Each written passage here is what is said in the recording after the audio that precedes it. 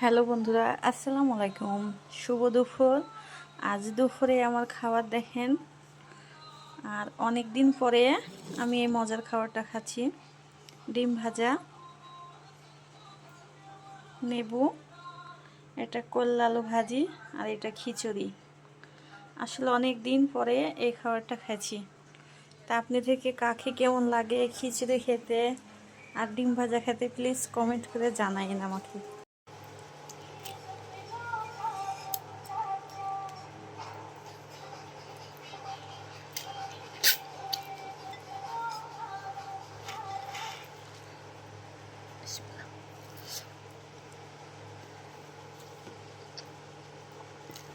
অনেকদিন পরে